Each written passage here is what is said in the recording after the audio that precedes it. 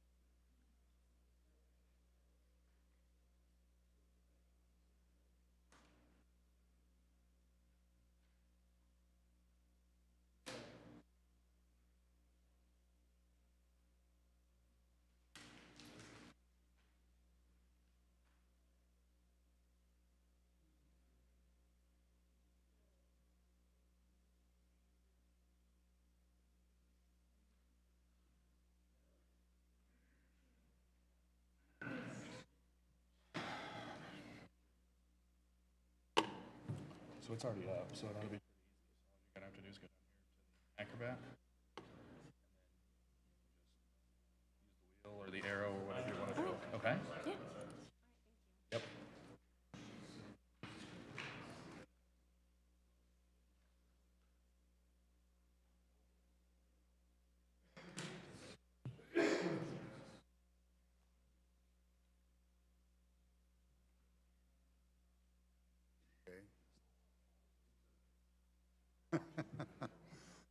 Punt until later. I'll move around. I guess I could start with, Well, I just.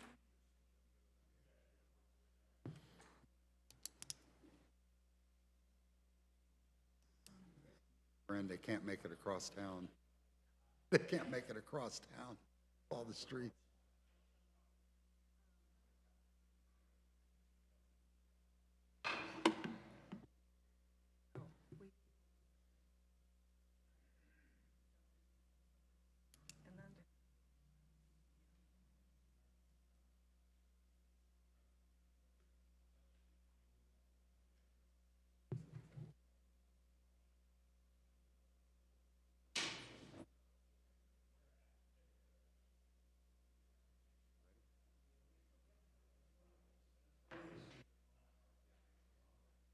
Good evening.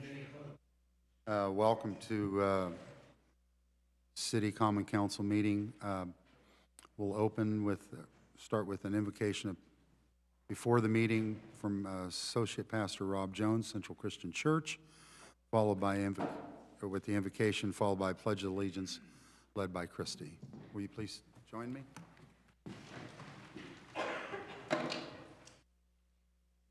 Let's go to the Lord in prayer. Heavenly Father, we thank you for this day, Lord, and ask your blessing upon this day and those to come. Father, we ask a special blessing right now upon Todd Johnson's grandson. Lord, as he goes into surgery tomorrow, I pray that the doctors will be mindful of you, Lord, that you will give them direction and wisdom, Father, and give that family peace and comfort. And Lord, I pray for our nation, that we will continue to be one nation under God. I pray for our state, Lord, that we will continue to honor you. Father, I pray for this council, Lord, that they will continue to seek you and serve you and to continue to do your justice. Father, we pray for the days to come, that you will continue to have your hand upon us in all that we do. In Jesus' name, amen. I pledge allegiance to the flag of the United States of America and to the republic for which it stands, one nation, God, indivisible, with liberty and justice for all. My name is Charles Chapman. I'm president of council. Mayor Strick is recovering from COVID, and out of abundance of caution, he decided not to be with us this evening. He's feeling better, but he's going to phone it in. So we'll start the meeting with a roll call. Christie? Brodigan. Present. Chapman. Present. Felton. Present. Funk. Present. Johnson. Present. Pike. Present. Rensberger. Present.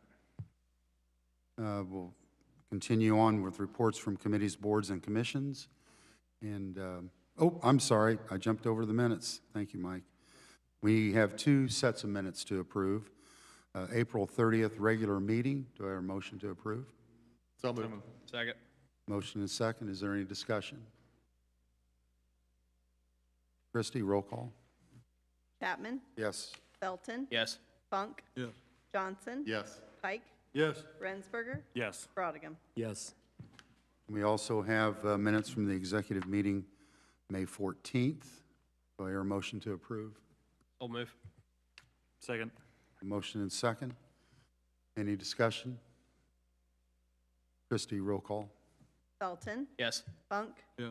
Johnson. Yes. Pike. Yes. Rensberger. Yes. Brodigan. Yes. Chapman. Yes.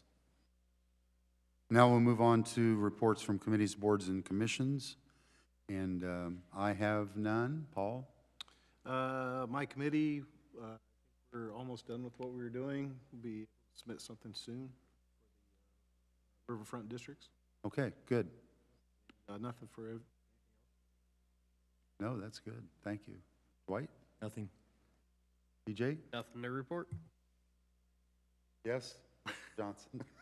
We're finalizing the map for the DORA committee, and once we have that map done, we're also getting input from the individual businesses that want to be sponsors of this. We had a really good meeting last meeting. We had 3 or 4 people come in and had questions for us, so that went really well. It gave us some good direction. So our next meeting, I believe, is next Wednesday, I think. Tuesday, Wednesday? Yes. Yes. So should have it wrapped up in a month. Thank you. Yeah, look for a public notice. We encourage anybody who can attend to be there. That'd be great. Andrew? Nothing. Dave? Nothing. Okay. Our guests from Rose Holman have not arrived yet, so we'll move on to Lily. Are you doing the report for the Viking thing? Okay. It looks like you have some backup. Okay, thank you.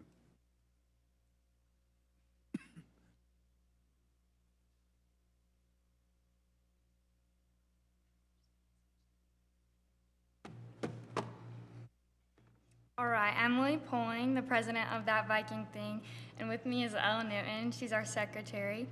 So the Mayor's Youth Council of 2023 through 2024 has come to an end, and I believe I can speak for all of us when I say I'm very grateful for having this opportunity and all of the skills we have learned from this year. We did many things this year. We held a teen town hall event, constructed a hygiene project to help students in the community, and worked on an alley activation project as well. And we also had other community leaders speak to us on Robert's Rules of Order, public speaking, and how to lead and be involved in the community. Many of us will be able to take these skills and experiences and reflect on them in future circumstances. So the Teen Town Hall was our first project. We held a town hall meeting at Huntington North High School for students to come and share their concerns and ask questions. The group split into different teams to organize the event, and we had an advertisement team to get the word out, a team to come up with a date and time and location for the event, and we also had a group to do the actual speaking at the meeting, as well as having Mayor Strick come in and answering questions the students had, as well as informing us on some things happening in the community. The Teen Town Hall helped us guide us in the right direction for coming up with ideas for our next few projects. So our first project, we came up with the hygiene project. So we thought this would be something very beneficial for the students at Huntington North, and with lots of help from our corporation nurse, Meg Friesen, we were able to gather hygiene supplies, bag them up, and store them in the school's nurse's office for students to take when needed. This project invites students to take the steps to have proper hygiene and give people who normally can't afford the products the opportunity to have them. It helps people struggling to acquire the products, as well as people who don't necessarily know how to use the products. If successful, this project will also move down into the middle schools and elementary schools. Next, we worked on an alley activation project. So many of us, plus other youth in the community, had noticed that we would all benefit from some restoration of downtown Huntington. And what better way to accomplish this than by taking a normal alley that could use some help and making it somewhere nice where the community can gather. We had chosen the alley between East Market Street and Franklin Street to transform. The plan was to clean up the alley, add lighting, have seating, and possibly more artwork. This project did take longer than anticipated, and we were not able to complete all of the ideas we wanted to put into this. But we were able to clean up the alley and get it looking nicer than it was previously. Our plan is to continue on with this project through the summer with next year's group of That Viking Thing to restore the picnic tables and finish out the alley. As we worked on all of these projects, we also had guest speakers come in and talk to us. Those speakers were Mike Hartberg, Mike Rowley, and Brooks Fetters. Mike Hartberg explained Robert's Rules of Order and how they play a role in government. We also heard from Mike Rowley, who taught us how to properly public speak, and this was very helpful at the time as we were preparing for our State of the Youth address. Lastly, Brooks Fetters talked to us about his experience within the community and ways he believed helped him be a better leader and connect with the community. This year was a year not wasted. Learning how to work better with a team, plan events, and hold meetings are all skills each of us can use in the future. The things we did in That Viking Thing we found are not only beneficial to us, but are also beneficial to our community. We hope for the next group to learn from us and to continue to make a change in the community using the youth's eye. We want to thank Mayor Strict, Elizabeth Sandlin, Meg Friesen, and many other people that helped us throughout this year to lead us to be successful. Thank you, everyone. Thank you, ladies. I don't know how much to say thank you over and over again. This is a great project. I'm glad to see that you enthusiastically put yourself into it, completed several projects. And would you convey back to the other members of your group how proud we are of you for getting involved in civics and trying to learn about how governance works. I hope that you're a role model for a lot of fellow citizens because we need a lot of that to happen. So thank you very much for your efforts. Thank you.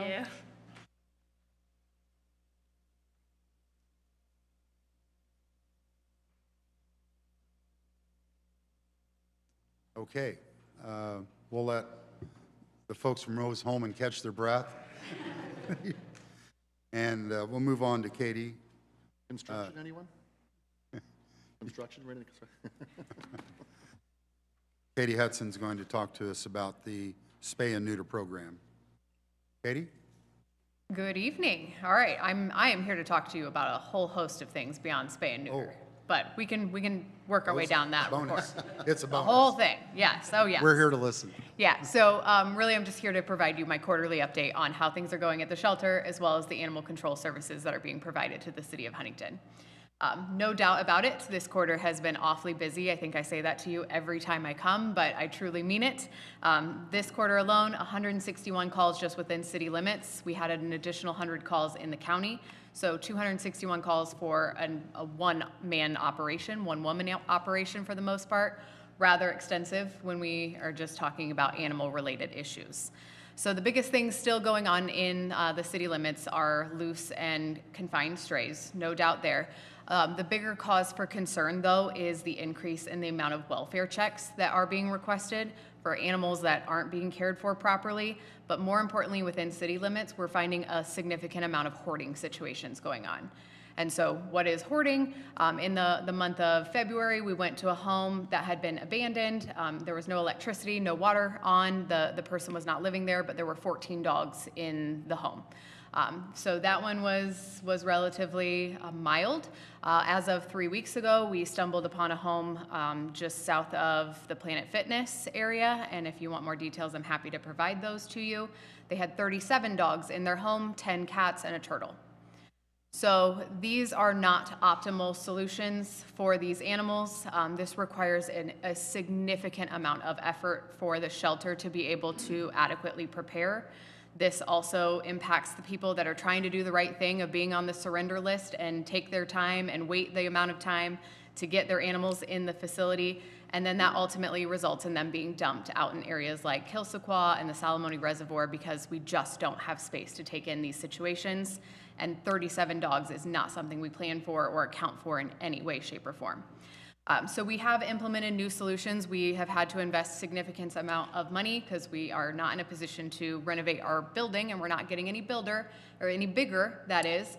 But we have invested in a outdoor kennel space that's being delivered to us next week that will give us 8 additional runs. That was about $15,000. We have to get it situated and rehabbed for electricity and heat and cooling for winter and summer months. So it's not ideal, that's not the best use of our funds by any means, but when we encounter those situations, we don't want dogs living in 2x3 pop-up crates for extended periods of time, because that's simply not humane, and that's what we're here to do, is provide humane solutions for these animals. So that's a pretty big problem going on in city particularly, but across city and county, we have more cases being prosecuted for animal cruelty than what I have ever had in my 5 years of being with the organization. We've got 10 active cases right now being prosecuted for those cruelty and neglect situations. So again, animals are not coming to us in the best of shape, and they're coming to us in higher volumes than ever. With that, obviously that means that we have a huge increase in our overall shelter capacity and intake. So as of the end of April, we had taken in 419 animals. And if you look at that as compared to last year this time, that was 278. And the year before that was 148. So we are steeply inclining on our capacity for care. So when I come to you in the remaining quarters of this year and I'm telling you that we need a higher investment in money for these animals and for us to continue to provide the solutions that the community is clearly in need of, the proof is right here. So with that entails higher expense. We're about 16% above budget year over year already this year, and income unfortunately is not keeping up in that pace. We're only about 3% up in income. Also note that Q1 historically has always been our lowest number of intakes and animal control calls. So probably in the summer months, Q2, Q3, we will see a much steeper incline to these numbers.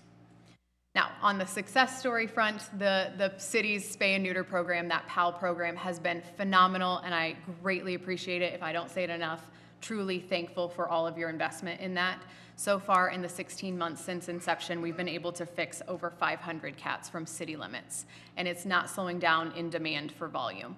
We're averaging anywhere between like 30 and 40 cats being signed up every month just from city limits to get spayed and neutered. So looking into options for dogs, because dogs are clearly becoming an issue, more so than what I ever anticipated it being an issue in previous years. But so far, I've not been able to find a veterinarian that's willing to commit just as much as what they are for cats. So, any questions with all of that lovely news? Is your funding just from us or from the county too, or how does it? Yes, so you do fund us at about $145,000 a year. The county is about $130,000 a year. Everything else is donation based. So it's about 30% for you, 28% for the county, and the rest is what we're able to generate as a nonprofit. So do you do annual fundraising then for that balance, or you just have people who? We do. So we do a culmination of fundraiser events. We get general donations and support just from the community on a monthly and regular basis. We do some grant funding as well. We have a limited endowment over at the Community Foundation that we're able to pull from, about $20,000 a year. So all of those things combined generally, hopefully, make up the difference that we have for our expenses. And I do want to mention one last thing too. I would be remiss if I didn't say that we have incredible partnerships with the city police department, and their leadership back here has been instrumental and phenomenal in what they do. They have gone above and beyond for us, and they are actually even offering my entire staff training on Thursday to help us understand a little bit more of the law enforcement side of animal control. Now that we're being forced with a significant higher volume, we couldn't do it without the city police and their partnership. So truly commendable work from all of them. Any other questions? With you guys taking all this in, didn't the price of pet food just skyrocket like 15 to 25%? Yes. Yep. And we purchase our pet food from Chewy, no different than anybody else. So we're not getting any special discounts for being a shelter or a rescue. And veterinary expenses are the highest that they've ever been before. So an average cost for spay and neuter for a cat is over $100 just for one cat. And we usually take in close to 1,200, 1,500 cats a year. Any other questions? Okay, thank you, Katie, for all you do. Of course. Okay, we'll return to the Rose Holman student presentation. This group has taken charge of analyzing a potential pool project for the city. This is just information. They're not forecasting anything or putting out any formal estimates, but when we were doing our analysis for downtown, and I know a lot of comments I hear from my constituents, the topic of a pool comes up frequently. So the podium is yours if you can. Do you need any help with tech?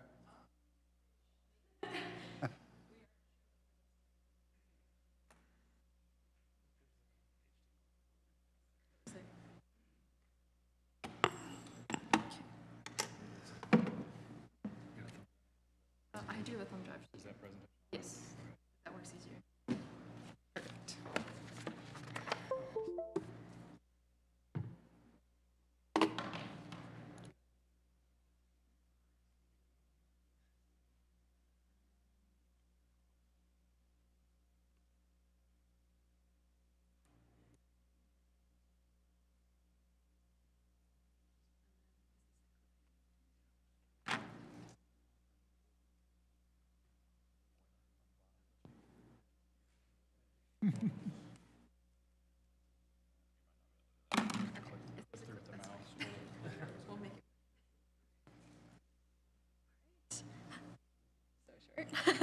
Hello, good evening, everyone. Thank you so much for your time today.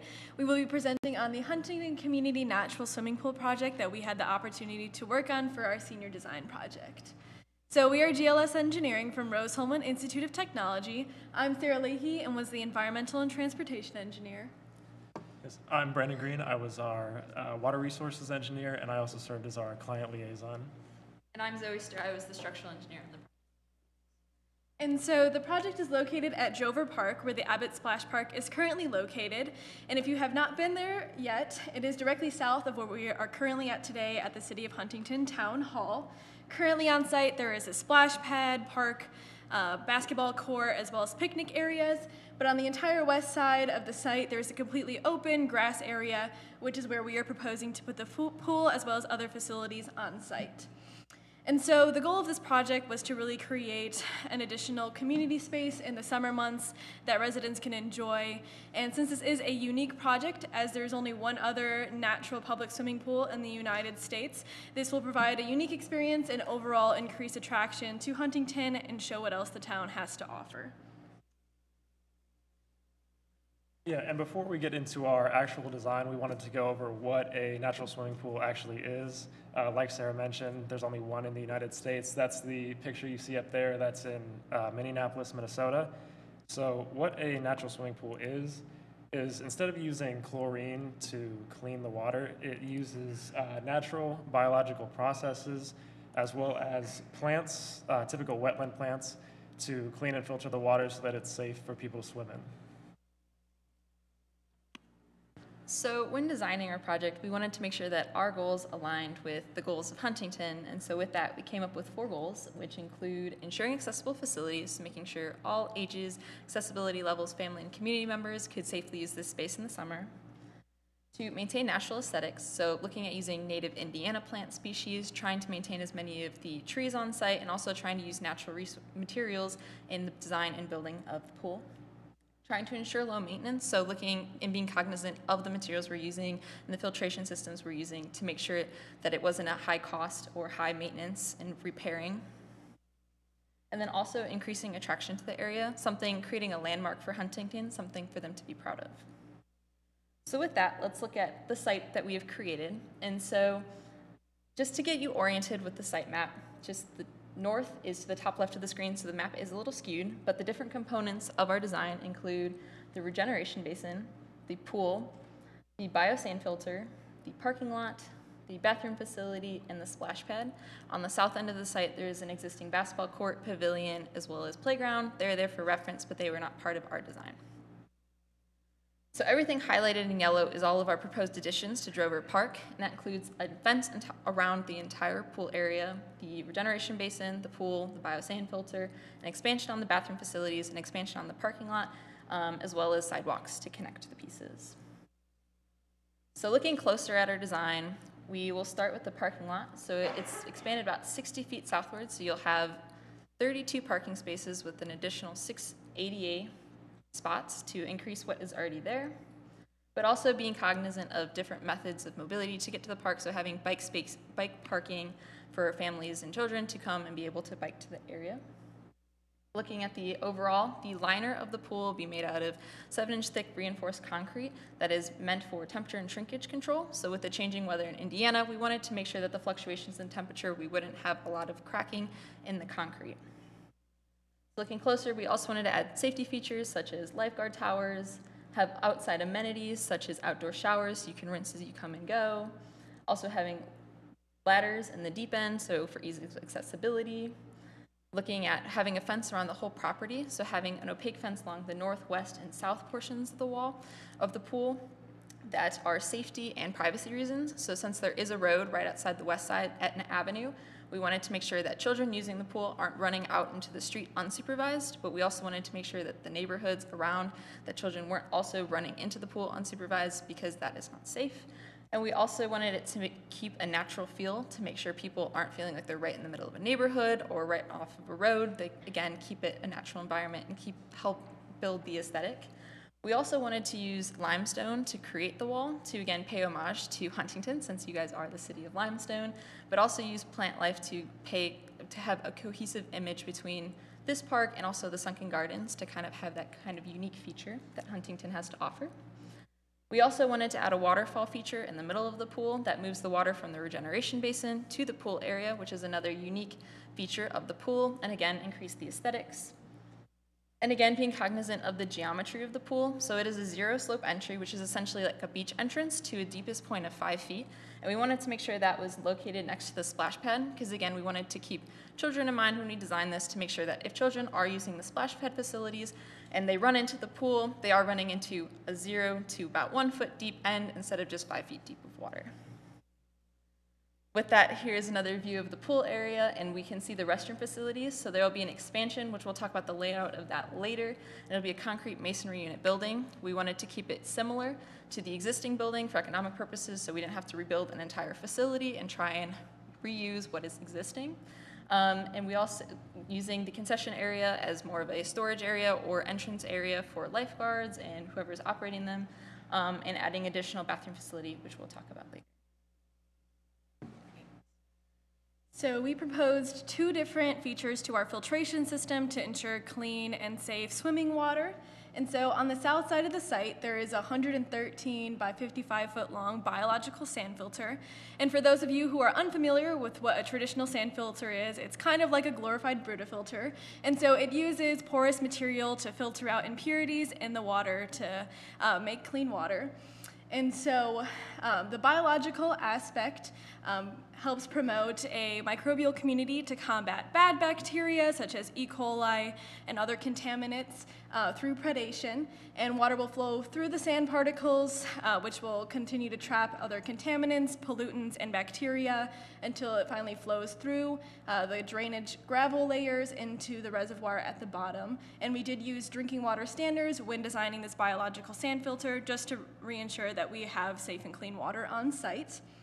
The second feature is what we call the regeneration basin, and that is on the entire west side perimeter of the pool area.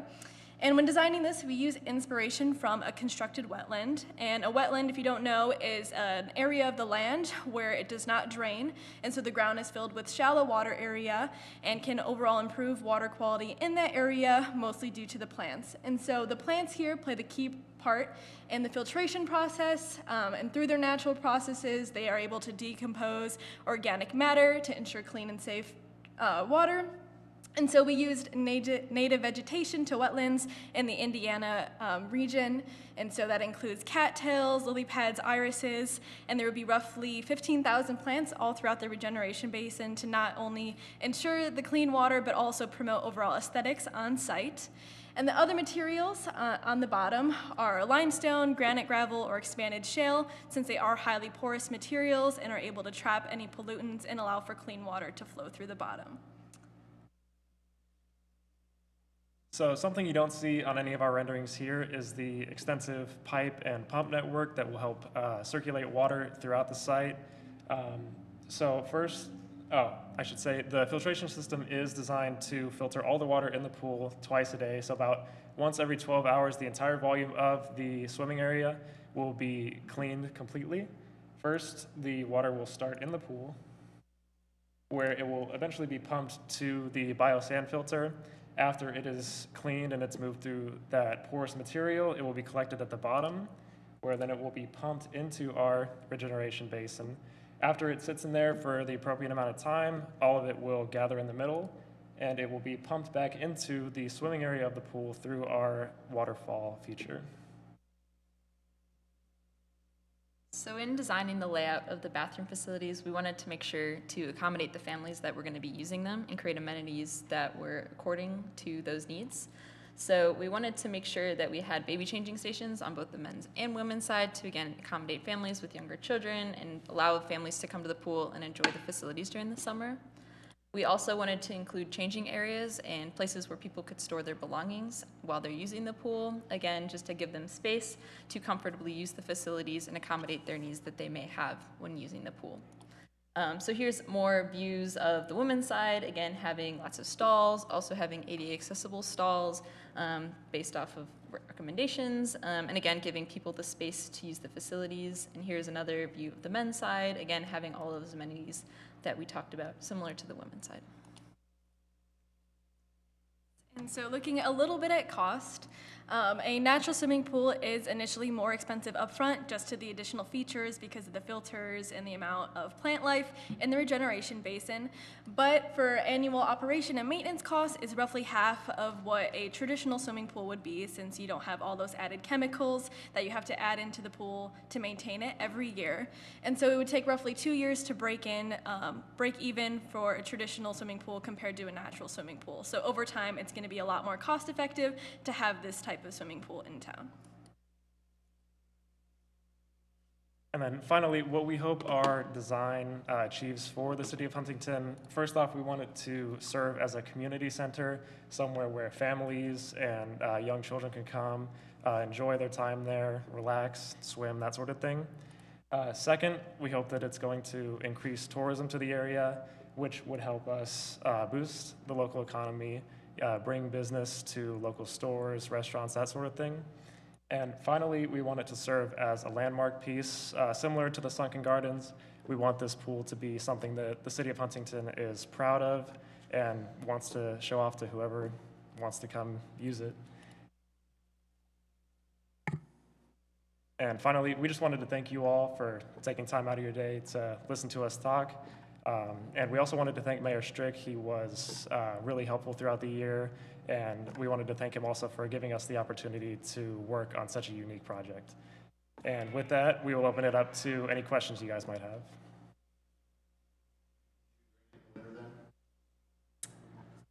Yeah, so the swimming area will be drained, but the part where the regeneration basin is will maintain some of its water. It's only 5 inches about of water, and so that will be maintained just to keep the plant life. And since it is wetland vegetation, it'll be able to, survive like the winters and like the fluctuations in temperature. So will you have to replant some of the vegetation so it filters early in the summer or spring?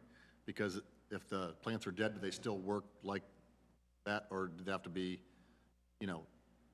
come back up? Because winter, they're gonna go dead, right? Or docile, or whatever they call it. Dormant. Thank you, dormant. Yes. So they will most of them will go dormant, but since they are wetland plants, they will, survive the year to So will it still maintain. filter So if they're still they're in the dormant filter, stage? but there is like a certain amount of plants that will probably have to be reinstalled, Okay. just as a precaution. As probably some won't make it. Just And then you said there's another one similar to this? yes, there's one other in the United States in Minneapolis, but this is very common in Europe, and so we used European standards specifically from Germany because it's a lot more common over there. So although there's only one other public one in the U.S., we used a lot of guidance from public ones in other So countries. the filtration system is a proven system? Yes. Okay, great. So I assume that frogs and birds and other things will find the regeneration basin. Is that something that is just built into the system, or it brings extra things to filter, right? Yeah, specifically like wildlife we didn't consider too much. I know like bugs and like mosquitoes we did consider, and since they like stagnant water, that's why we wanted to have like high circulation to keep them away from that. Right. But as far as like frogs and other animals, we didn't have anything to really deter them from the area, but since it can take such a high amount of contaminants and pollutants, if they were to get in, it wouldn't like cause any harm Wouldn't be a to problem. the like cleanliness of the water. And is the waterfall running the whole time or after that part of the filtration? Because you said it sits a certain time, correct? Mm-hmm. In the back area where the plants are, and then it's repumped into the pool? So is the waterfall running continuously, or is that just the purified water that's going back in? It would be continuously. It's just for like the entire volume of the pool, it would just take the 12 hours to like fully circulate and Okay. clean, but it is continuously going as a waterfall feature. Did you ever come up with a number like for a capacity for this area? Like how many people we would be able, what's that number? Yeah, so according to standards, it's roughly 800, but just to ensure like safety, we did limit it to about like 400 or 500, depending on the area, so not that many, but for codes, it's for a pool. But we suggested around like 400 people Yeah, it's kind of in hard the for me area, to which is judge still that, you know, a looking large at the amount, so right there's now, a you know, ton of room. Yeah, Yeah. let's see how many that would be. Yeah, and the pool is roughly like 12,000 feet squared, so it is Okay. a good size. I feel like when you hear that number, you're like, that's insane to Okay. fit that many people. But Right. you could always limit it depending on how many people you truly want. Yeah, because I was just kind of. Just thinking stop about, regulations. Yeah, lifeguards and coverage, kind of what I was trying to think, how many people would be in there and what that would kind of take. Thank you. Yeah. Do you know how long the Minneapolis pool has been in operation? I believe 3 years. It's been more recent, 3 or 4 years. And the German pools, you say that's common there? Is this a recent design, or is it something that's 20 years old in Germany?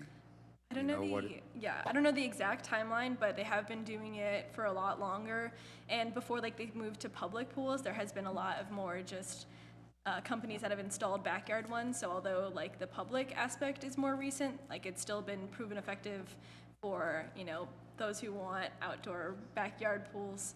But I don't know the exact like timeline for when they So you're saying that installed it. in Europe, they've had natural swimming pools in people's backyard? Mhm.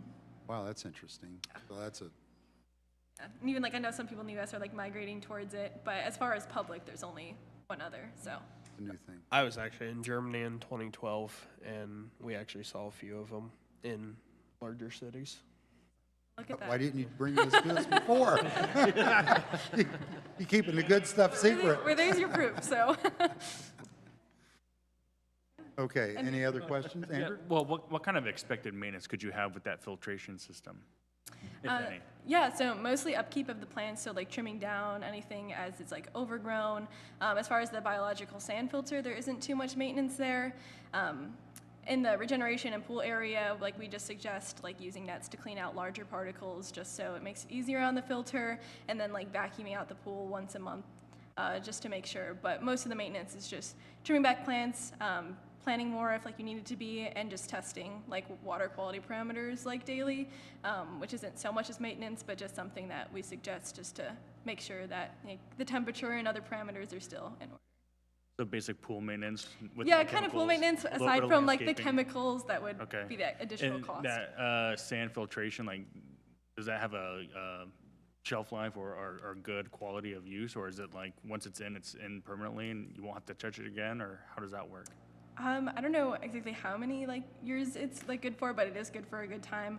When designing it, we use like drinking water standards, and so like a lot of places will install those for drinking water purposes in places that can't have like continuous running water, and they've had it for like years, I'd say. So I don't know the exact when they would need to replace it, but it would definitely be able to sustain for a good amount of time at least. And it is like easy access, like we when we like designed it, so if someone did have to like get access to it to change anything, it wouldn't be hard to do so.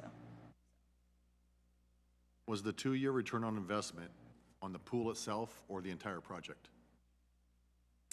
Do you remember you did the cost? So that's more of like, looking at that, it would be comparing the construction costs to the annual maintenance costs. So looking at how much it would be to essentially build the pool and do all the excavation and work compared to annually. So after about 2 years, you'd hit a point where it's like the natural swimming pool would become the better option annually, if that makes sense. Yes. 2-year ROI is not bad. No. That's pretty quick. Any other questions? This might be, well. Go ahead. One Dwight. more. This may be outside the scope of anything that you looked at, but especially since there's only one other in the United States, but did the Minneapolis situation, in terms of funding, did they have any grants or any kind of incentives like that? Do you know? We do not know. That was outside of the scope of our project, Right. so I'm unaware of that. Yeah, well, city council, we think about money. Yeah, I completely understand, but we focus mostly on the design, Okay, so. thank you. Yeah. Well, thank you for putting this project together. Very impressive, your level of detail. in accounting for it, and also impressed that you learned about the sunken gardens in our community. That's all very important in doing a community project for municipalities. So good job, well done, and thank you. Thank you. Thank you guys so much. Nice work. Thank you.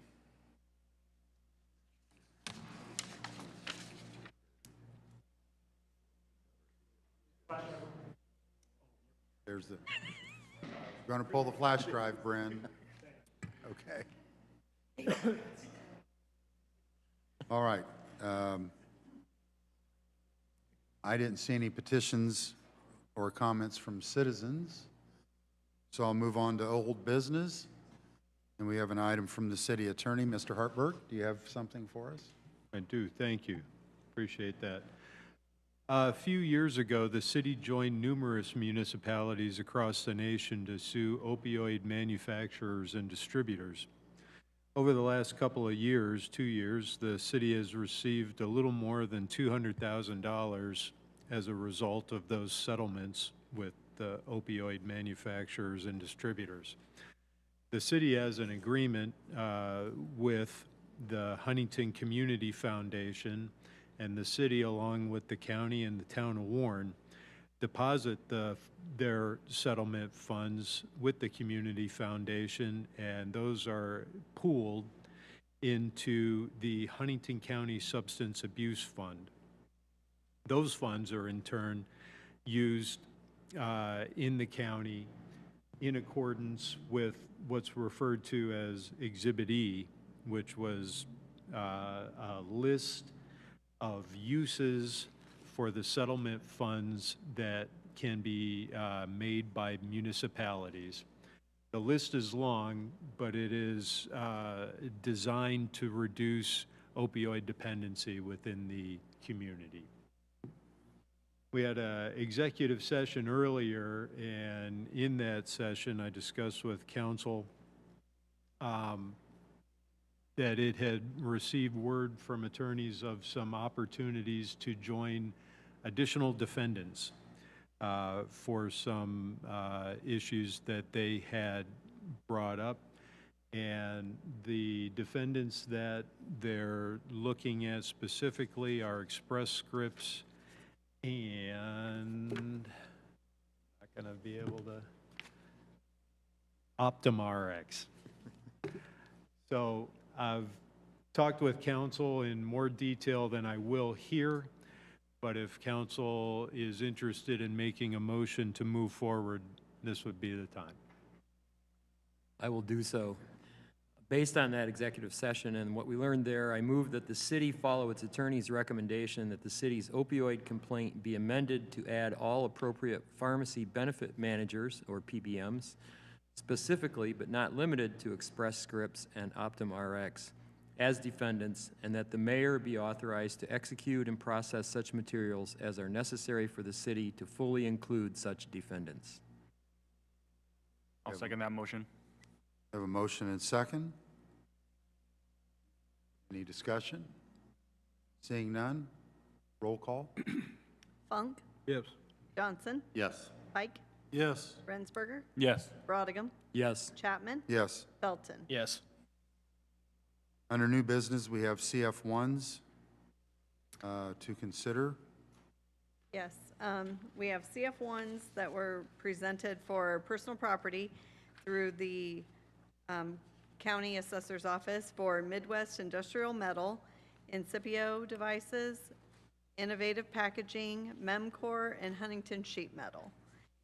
Those, that deadline is May 15th to do their assessment for the abatement CF1, which is the compliance forms that we do each year for the abatements. And so then, once this is approved, the president will sign, and then I will turn them back into the assessor's office that we approved them.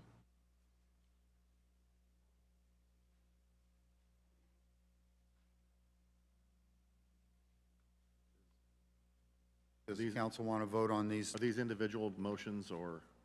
We can vote, we can make a motion to approve the CF1s as presented. All these, if. So moved. We have a motion and a second. Any discussion about a specific CF1 that you may want to bring up? Christie, is the paperwork done right on these? Yes, they all seem to be in order, and I did look them over. I didn't see any red flags. Thank you. So everything is a continuation, and we should be good to go. Right. So it seems as though the Ts are crossed and the Is are dotted. We have a motion and a second. Any further discussion? Christie, roll call. Johnson, Yes. Pike, Yes. Rensberger, Yes. Brodigan, Yes. Chapman, Yes. Felton, Yes. Funk. Yes. Thank you. And we'll stay with Christie. For miscellaneous, we have the April 2024 budget was in your packets. Okay, the general fund, we ended the balance for April at $5,666,000. The park fund, $269,688. Airport was $17,882. And then MVH is $86,837, or that's landfill, sorry. And then MVH was 1.6 and 510,000. The CEDAT is the other, the other report I gave you, and that balance is 1.4 for the 5-year projects that we have budgeted. And if you have any questions, let me know. The funds seem to be in order for 4 months, and we will be getting settlement in June. That's all I have. Okay. Any comments on the budget? Anything else for the good of the order? I'll take a motion to adjourn. So moved. Second. Motion and second. All those in favor? Aye. Aye. Is there anybody opposed? Motion carries. Thank you.